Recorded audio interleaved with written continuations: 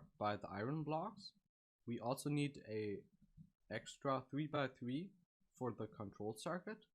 So these are the resources that we need for each slice. So 3 sticky pistons, a iron block, which just indicates the block that goes down, a normal ceiling block, which has to be opaque and full, so no upside down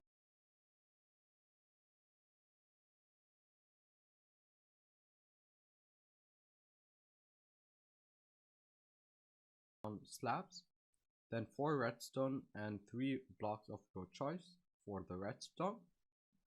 Then we also need some resources for the control circuit, which is 1 stick piston, a normal piston, a hopper, then 13 observers, 1 lever, that's 1 unspecified amount.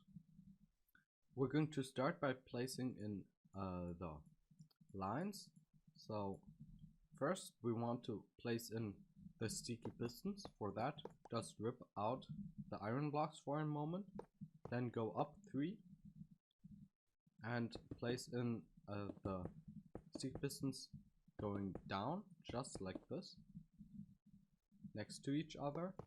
After that we can place in the iron blocks once more and start with the lines of redstone, and these are going to be going on the ceiling blocks right next to the iron blocks, then a line right here, 1 block above that, and then we just have to have lines above the lines that we placed in before, so that we can access each block. So we can power that block, that block, that block, and this block, which is enough to power all of the stick pistons, as they will be here, here, and here when extended, and we're just going to butt power them.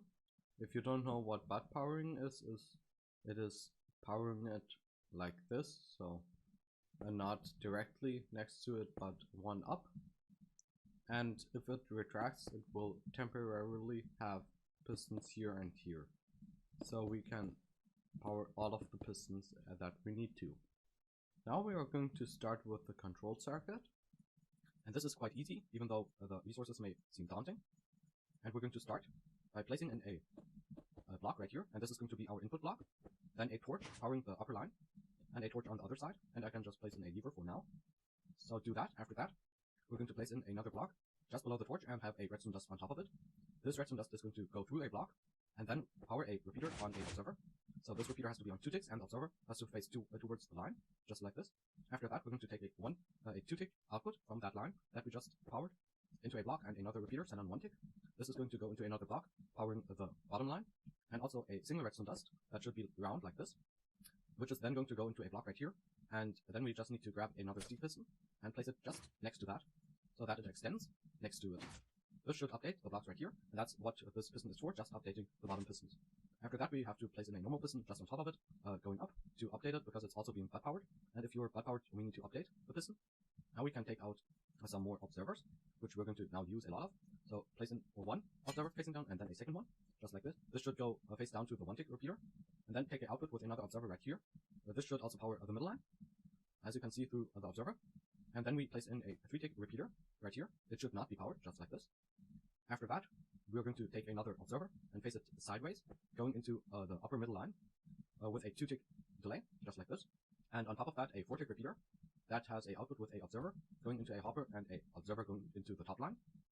Next, we're going to place in a observer on the other side, so that they should be facing each other, and then a observer going down, powering this one.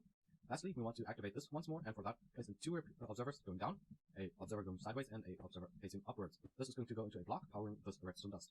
We can now try it by simply pulling the lever, and as you can see, it retracts, and if we pull the lever again, it will extend fully. As you can see, 1, 2, 3 blocks. And as I said before, you have to have this block because it won't update without it, which I can show now. So it won't work at all. That is why we need the piston there. And it will do some funky movement, as you can see right there, but there's nothing you can do about it. Well, that's it for this video. I hope you could follow the tutorial well and have learned something. For more Redstone and War Gear, subscribe to my channel, that way you can get notified of every new upload. For some discussion, check out my Discord channel, where we talk about Redstone and War Gears. Anyways, I hope to see you in the next one. Welcome my fellow creators. In this video, I will show you how to build a expandable. If you activate it once again,